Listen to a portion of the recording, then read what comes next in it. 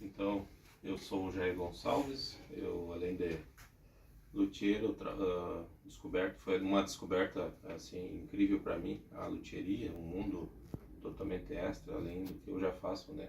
Já me chamam de louco por assumir várias frentes de trabalho, no sentido da música, da arte, mas eu percebi assim, durante a pandemia, como parou tudo, a questão de tocar, né? E a nossa área foi bastante afetada, então nesse sentido eu pensei assim, ó, alguma coisa para garantir a subsistência a gente deveria ter além da própria música, né? Eu já vinha antigamente com vontades assim de ter um violão melhor, ter um violão melhor. Eu quando eu cursei, entrei na faculdade para fazer música, eu via todo mundo com os violões lá de quase 30 mil, né? E eu cheguei lá com um violão simplesinho, como esse daqui que eu estou restaurando. E então assim, até para fazer um recital assim a gente passava vergonha, né? Digamos assim, que é um curso também que já tinha uma certa, como é que eu vou explicar assim? Eu fiz licenciatura plena, mas tinha o bacharelado junto. E a maioria do pessoal que fazia bacharelado era especialista só num instrumento. E eles compravam, às vezes, os melhores instrumentos para... Então eu sempre tive um sonho, assim, um desejo, né, de ter um violão melhor para mim estudar, um instrumento que fosse daquele perfil mais acadêmico. Só que eu nunca tive condições, então naquela época eu não era funcionário da prefeitura ainda, né, e nesse sentido depois que no quinto semestre eu consegui dar um trabalho aqui em Juí, vim para Juí para poder assim realizar o trabalho de instrutor. Aí que eu comecei a ter um pouco mais de condições, mas mesmo assim o violão ainda era bem caro.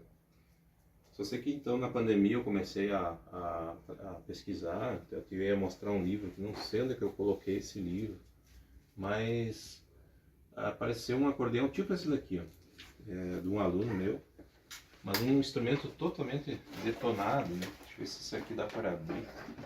Tem um outro que está aberto, um fole, né? Eu comecei com o primeiro instrumento, na verdade, foi um violão.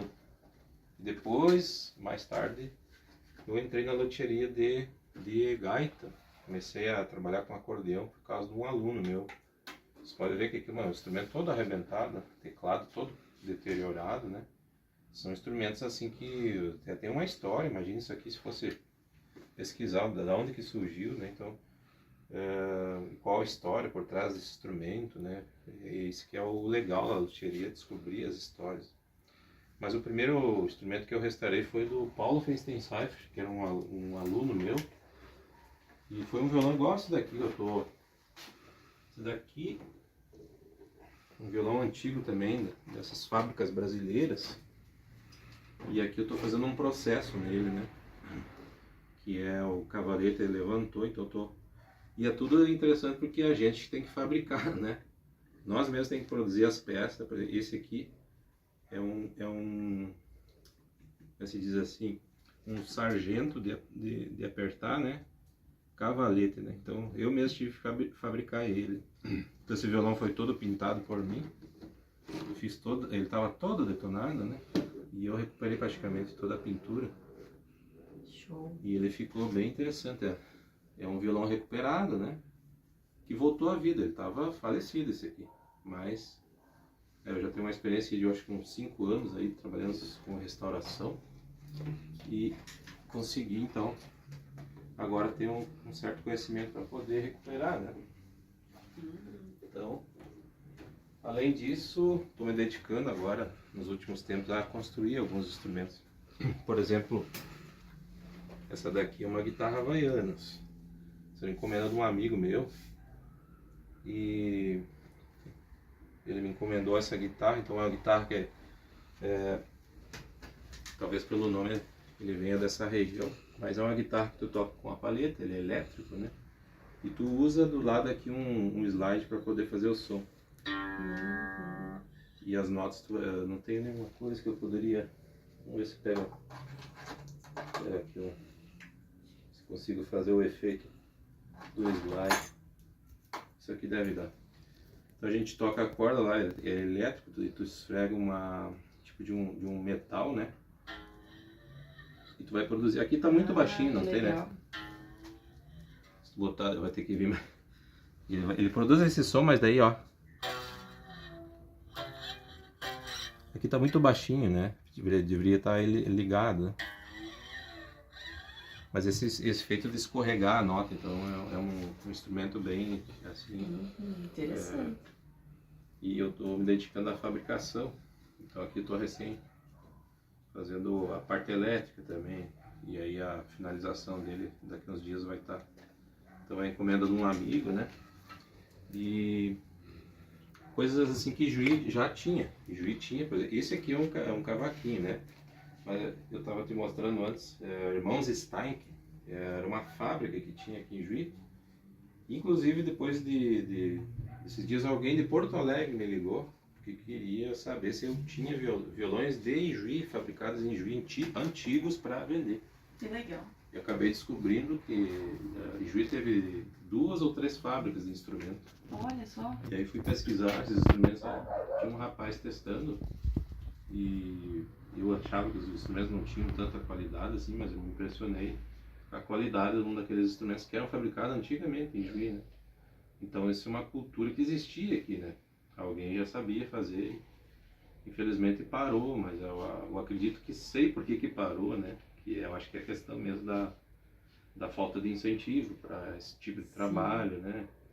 E Juí então tem essa perspectiva de envolver mais a ideia de trabalho, mas aí que a gente teria que discutir o que é trabalho, né? Será que isso aqui também não é trabalho? Será que isso aqui, por exemplo, olha, eu vou nas lojas de Juí, eu compro, vou mostrar para vocês aqui, eu compro produtos, né? Isso aqui é massa de polir, isso aqui é thinner, né? Isso aqui custa um certo valor, isso aqui é verniz, então indiretamente a gente fomenta a economia, né? Então tem esse problema quando olham para alguém que está na música, na arte, diz, mas isso aí não é trabalho, né? Mas aí quando tu começa, por exemplo, a empreender nesse sentido, aí agora vai ter que ir lá na loja do cara que disse que isso não era trabalho para mim, para comprar um produto dele, né? Sim. Então é uma contradição, né? Eu acho que se Juí olhasse mais, ou talvez, não sei se Juí, só uma questão de Juí só, né? Ou se os municípios ou talvez as políticas olhassem mais para um artesão, um artista que se dedica, de repente a gente teria um fomento maior para a cultura, que a gente sabe que isso é uma visão também que poderia mudar, né? Mas como eu comecei na luthieria, então foi através da necessidade. Eu queria ter um instrumento melhor para mim. Recém agora, que eu acho que eu me formei no ano de 2014, foi que eu me formei. Não, 2012 eu me formei em licenciatura, depois em 14 me formei em mestrado. Mas em 2012, então eu já tinha um sonho, hoje nós somos 2024, 12 anos depois foi que eu consegui comprar um violão para mim. E eu ainda não consegui construir o meu, porque minha ideia era eu mesmo fazer o meu próprio violão, né? Mas eu não conseguia, em função de tempo, trabalho, família, né? Eu tenho outros trabalhos, trabalho como professor, né? Mas o artesanato é uma coisa escondida, assim, para mim. Não é a principal profissão, né? Mas eu acho muito rico cultuar isso e resgatar também. Veja quantos instrumentos passaram por aqui, e cada vez que eu olho para um instrumento, eu acho que tem uma história ali, né? Tem um sentimento ali de alguém. Muitos trouxeram aqui um instrumento, por exemplo, esse violão. Ou esse cavaquinho, digamos, não vale, talvez, R$200, né? E às vezes para restaurar custa R$500. E a pessoa chega para mim e diz, não, o que não me importa é o preço, né? O que me importa é o sentimento que eu tenho. Se eu ganhei do meu avô, ganhei da minha avó, da minha tia, do meu bisavô, do meu pai, da minha mãe, e eles guardam as memórias ali, né? Sim. Então isso é uma coisa bem legal, porque muitos testemunhos que vieram para mim, assim, do meu trabalho, né? As pessoas não se importavam em pagar, por exemplo, o valor que não custava o instrumento para restaurar ele, né? Então eles salvaram algo de... Por exemplo, agora que deu essa enchente aí, o pessoal lá de... Tem esse harmônio, eu vou mostrar para vocês. Uma relíquia também. Mas isso aqui é outro conhecimento que... Esse instrumento aqui... aqui eu estou trabalhando no fole dele, olha que loucura isso aqui. Agora mesmo eu estava falando com o dono dele, que é um empresário da cidade aqui. Esse harmônio apareceu por acaso aí. E esse harmônio era uma fabricação, como eu estudo a Todeskine, né, fábrica de gaita, comecei a estudar a história da Todeskine e descobri que começaram a fabricar harmônios, né? E quando vê, acho que uns 4 anos depois que eu comecei a trabalhar com acordeão, aparece um harmônio para mim restaurar aqui, né? Então fiquei bem impressionado como que o conhecimento que tem. Até agora mesmo estava falando, essa aqui é uma partezinha do fole aqui, ó. Que o fole está todo arrebentado, né? Couro podre e tal. Eu vou ter que trocar todo esse couro aí. Então vocês chegaram num dia bem legal, porque tem um instrumento aqui, e fabricado em 1931 pela BOM, uma empresa de Novo Hamburgo, né? Nossa, é uma empresa lá de Novo Hamburgo. E tu vê que isso aqui, ó, agora falando com o dono dele, eu tava brincando que ó, isso aqui é hipotenusa, né? Então a matemática tá aí dentro. Ele disse, ó, você tava falando do Pitágoras agora, né? Então, que troço fantástico, né? Daí poder... E eu disse pra ele, olha, o teu harmônio tá cheio de Pitágoras dentro, né? Ele disse assim, esse aí é um triângulo retângulo, uma coisa assim, ele falou. Daí eu abri aqui o triângulo, ó, e esse é o molde para fabricar o fole do harmônio, né? Olha só que loucura isso aqui. E o teclado dele tá aqui escondido, se você quiser dar uma olhada aqui. Estou fazendo a restauração do teclado. E é tecla por tecla, ó pessoal. Tecla por tecla. Olha aí. Então tem que fazer... E a de osso, né? Tive que lixar uma por uma. E aqui é aqui onde vai o teclado. Daí vai ser montado aqui depois, ó. Então estou descobrindo uma baita engenharia, né? Então a gente vai montando depois, ó, o teclado. Tem numeração e tudo, né? Então depois vai ser um quebra-cabeça para montar, né? Já foi para desmontar, mas depois vai ser para montar de novo. Que legal. Olha. Só que tava todo também, as teclas todas. Elas têm um número certo aqui, não vai ficar certinho, né? Mas é só para dar um exemplo para quem está assistindo aí. Sobre o harmônio, como é que era a montagem dele. E tudo mais artesanal, né? Tu pode ver que é bem rústico, ó. É madeira, pinos e isso aqui de osso também. E as teclas também de madeira e material, algum material de plástico assim. Se eu tivesse tempo eu ia tirar o molde dele para mim tentar fabricar um, né? Então só que não é muito oneroso isso aí, então não vou conseguir. O cliente está apressado também, né? Que legal. Quantos instrumentos você tem aqui, né? Já me mostrou vários. Que interessante, cada um com uma história. Então, tem esse harmônio, agora tem aí guitarra, tá? Nossa, tem coisa demais até. Tem todos esses violão aqui. Violão, também tem violino. Esse violino aqui tá sem alma, né? Ele diz assim, esse violino tá desalmado. Mas o que o violino tem uma alma dentro, é um pino que é colocado bem aqui assim, onde tem esse cavalete, né? Ele tem uma marcaçãozinha, ninguém enxerga isso, no segredinho que tem da luthieria, ó. Tem uma marcaçãozinha assim, e a gente coloca o cavalete para levantar as cordas. Só que a corda aqui tinha... E bem assim, embaixo, lá dentro, caiu o tal da alma dele, né?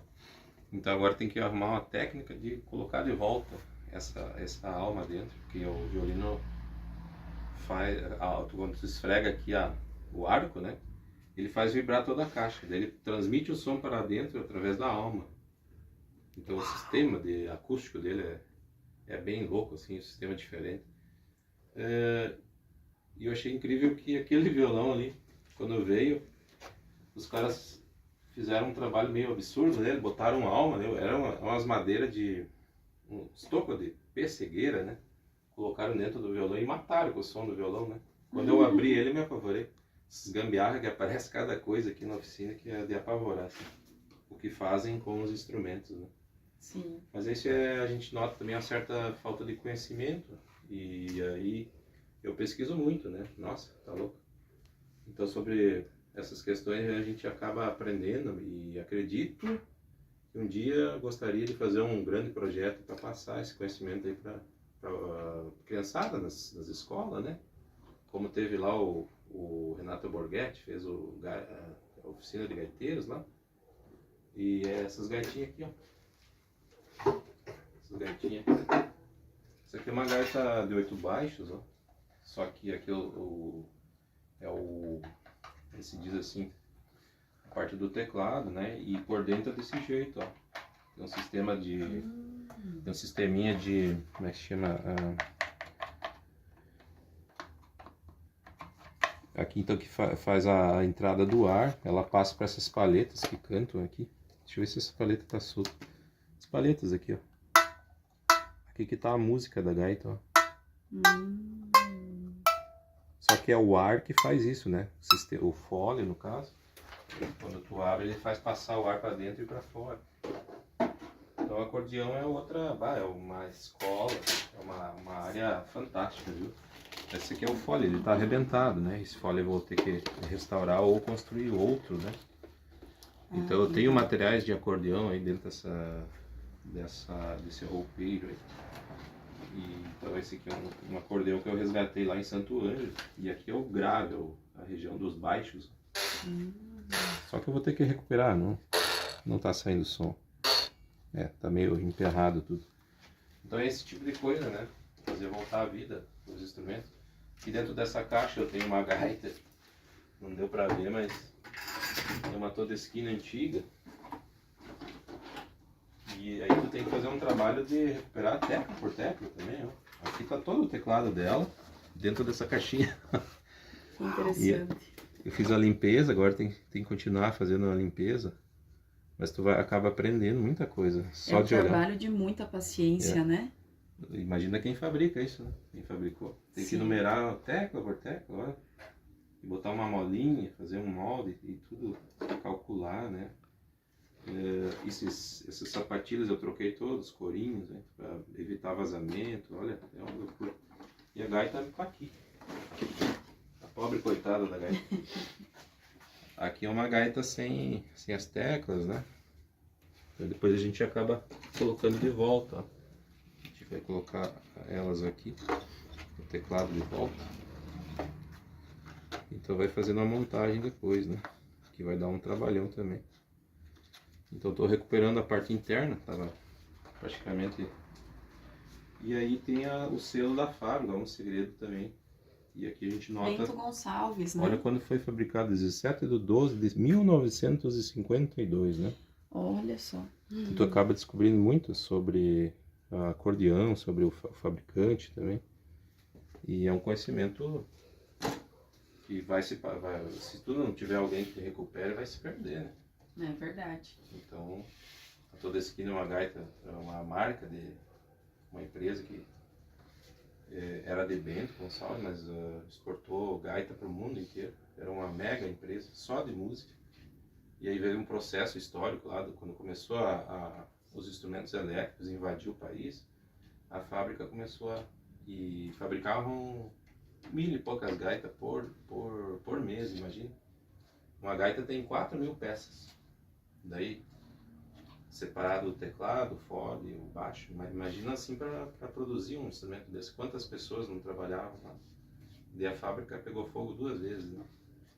Dizem que foi feito fogo de propósito na fábrica. Eu não sei daí. É uma outra questão, né? Eu lembro, eu não sei se foi Caetano ou Gilberto Gil que compraram essa briga da guitarra elétrica. Pois é. Fizeram até um manifesto, não lembro se era nos 50, mas tem isso, né, na história da música. Quando ele vê a guitarra elétrica, então ele teria que dar uma estudada aí melhor. Mas eu sei que essa fábrica da Todeskine é bem antiga, começou no sul, é uma cultura que veio da Itália. Eu admiro muito essa ideia da Itália. Por exemplo, Castelfidardo, eu converso muito com os clientes, assim. E meu irmão também, que é um gaiteiro e está se formando agora, fazendo uma faculdade em Passo Fundo. E ele às vezes me ajuda, que ele que me ajudou a entrar nesse universo de acordeão, né? E restauração e tal. Eu toco um pouco de acordeão, mas não sou um gaiteiro profissional. Meu instrumento é o violão. A gente falando sobre o Castelfidardo, é uma cidade da Itália, né? E eu ficava pensando assim, mas como é que pode, né? Castelfidardo tem umas quantas fábricas, né? Famosa, Pidini, tem diversas marcas de gaita que a gente conhece aqui. E aí, assim, eu penso assim, como é que vivem de gaita aquele pessoal lá, né? Como é que pode viver só de gaita, de fabricar a gaita? E sendo que é um instrumento caro, né? Mas o Jorginho, que é um outro amigo meu, fizemos um trabalho junto aqui de restaurar uma gaita dele. Ele dizia assim, não, Itália, por exemplo, os luthiers, artesãos, as fábricas, né, às vezes fazem projetos também, porque aí o governo também dá essa mão, né, de incentivar a produção de acordeão, as empresas, né, por isso que é uma potência, imagina.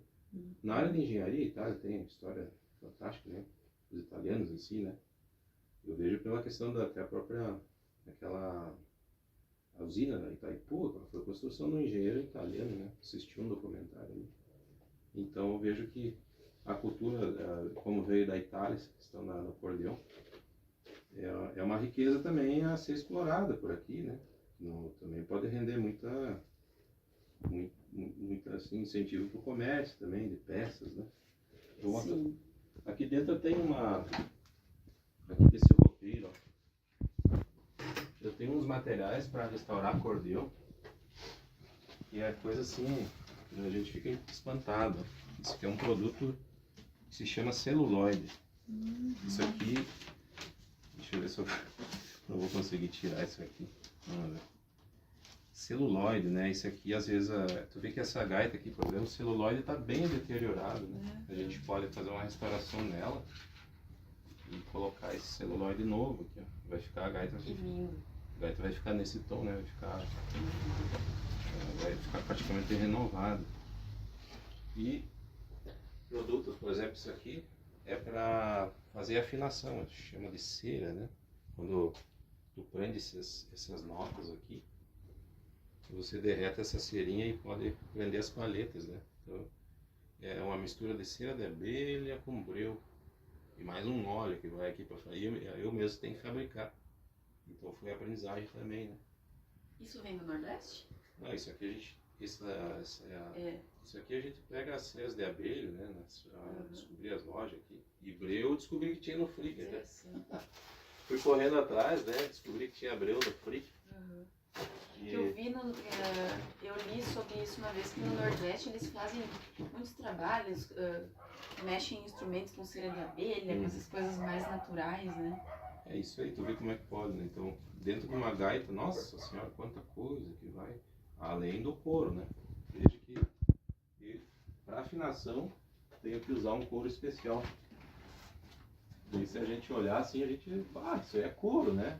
Isso é couro, mas que couro é esse, gente? Olha só. Isso é um couro que não é um couro comum, né? É um couro que não pode passar, não pode ser poroso, passar ar, né? Porque é um couro que vai nas... Então esse aqui, acabei de descobrir, então, é um couro especial para afinação. Mas eu já peguei de tudo dentro de uma afinação numa gaita. Esse aqui é napa, ó. E é um couro que não presta para afinação, né? Sim. Os caras botam coisa, isso é napa, né? Então não se vai napa dentro de gaita. Isso é o couro de cabra. É usado para fazer roupa, né? Pois é. Então, isso também é já questão de conhecimento, né? Pesquisa. Então, o couro correto para o instrumento correto. Para fazer as coisas legais, né? Senão, tu acaba, às vezes, até estragando o instrumento. O cliente investe lá no equipamento ou na restauração e acaba levando um gato por lebre, né? Então tem que pesquisar. Eu faço um trabalho sério porque eu tenho essa visão mais acadêmica, eu estudei música, então eu vou tentando buscar as informações mais precisas, assim, confiáveis, digamos assim, para poder... Imagina trabalhar com um instrumento que o cara... Tipo, eu tenho agora aqui um Tedeschi ali, um cliente deixou, né, um instrumento caríssimo, então imagina, a gente tem que ter um cuidado também com o instrumento para uma pessoa, para um cliente, né, pode ser, tá louco? Tem um valor assim sentimental e pode ter um grande prejuízo se tu não cuidar, não souber cuidar também. Sim. Então aqui é um mundo louco esse que dentro da oficina aqui tem muita coisa aqui, tem história, dá para viajar no mundo se for saber a história de cada um desses instrumentos aí, né? Eu vejo assim o seu trabalho com um potencial muito grande. Por quê? Porque quando você fala que você começou a trabalhar com isso porque você não tinha condições, imagina quantas crianças, quantos adolescentes aí na nossa comunidade mesmo não têm acesso a isso, né? E aí se você faz um projeto, ensina aulas para esse pessoal, ensina a fazer o seu próprio instrumento, né? Talvez aprender a utilizar materiais diversos aí, materiais talvez que sejam mais baratos, mais econômicos, mas isso tem um potencial enorme principalmente para as periferias, né? Para a gente trazer esse acesso à música que eles não têm. Exatamente. Porque se a gente vai olhar, né, como a música na universidade é elitizada, porque os instrumentos são de um valor muito alto e não é todo mundo que consegue adquirir, né? Então, eu acredito que isso tem muito potencial, que isso tem que ser levado, que tem que fazer projeto para isso e que tem campo para isso. Porque com certeza, né, quando forem avaliar um projeto desse, as pessoas vão ver potencial nisso. Eu queria mostrar para vocês outra coisa, que é o resgate, por exemplo, assim, só vou guardar isso aqui para não confundir depois na hora de montar. Essas castelas são dessa gaita. Madeira de demolição, pessoal. Eu tinha uma casa de um vizinho aqui, desmancharam.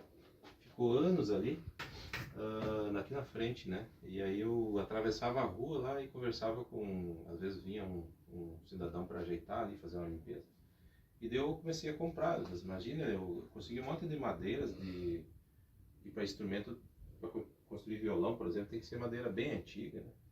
E aquela casa eu acho que tinha mais de 100 anos, né? Eu pensei, vou arriscar pegar alguma coisa, comprar alguma coisa e mandar depois. Eu tenho um amigo meu que é marceneiro, então ele deixou bem pronto para mim. Eu fiz um estoque de madeiras para frente, né? Olha que legal. Ele já deixou pronto para mim.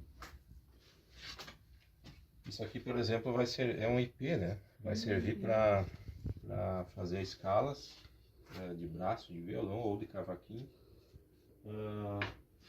E aqui é a da casa aí da frente, ele já deixou pronto para mim. Se chama grápia, né? Tinha uma caixa isso aqui é um cedro gaúcho, mas antigo. Era uma caixa de lenha, né? Ele deixou pronto, ó, já cortado, filetada. Agora é só eu botar a régua aqui.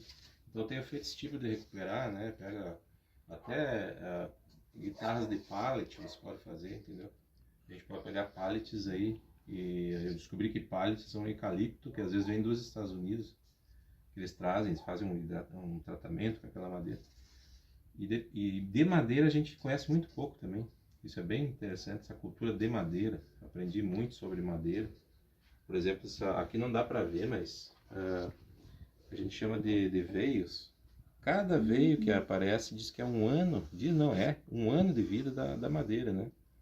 Então, para tu ter uma madeira que tenha diversos veios, aqui não dá. Esse é o cedro gaúcho, ele não é tão assim, digamos, não aparece tantos veios, né? Mas diz que cada um desses veios que tem, a gente consegue ver a nota, é um ano de vida na madeira. Então tu imagina para ter quantos anos não tem para formar uma árvore dessa, né? Então madeira também é conhecimento. Quando tu tá lixando ela, tu sente o cheiro, pelo cheiro tu sabe reconhecer que é uma cabriúva, que é uma madeira nossa daqui, entendeu? Então eu deixei pronto isso para poder construir os instrumentos depois, né? Essa aqui é outra, Esse aqui eu ganhei de um amigo lá de fora, né? Agora eu não esqueci o nome disso aqui, a pitiá. Então já dá pra... Já tô deixando secar, eles deixaram pronto pra mim. E eu vou... Quando eu tiver mais tempo de trabalhar na oficina, eu vou manufaturar para fazer algum cavaquinho, algum violão, né? Então nesse sentido aí a gente tem um molde lá. E daí tu pega duas dessas aqui, ó, vê? Pega duas dessas aqui, ó. Vou largar aqui só para exemplificar, né? A gente tem um molde. Eu tenho um molde aqui que eu tô comprando meio pronto. Teria que ter uma madeira mais larga, né? Mas digamos, se tivesse mais larga a madeira, eu faria o risco aqui, né? Esse aqui seria o tampo da madeira. Faço o risco, depois eu recorto numa serra fita. Tem gente que recorta até com uma serra tico-tico, né? Faz o corte ali, né? Que bacana. Então, tenho que fazer esse trabalho agora também de construir violão. Era o meu objetivo e até hoje eu não consegui ainda tirar o tempo para fazer, mas já está tudo preparado para construir, né?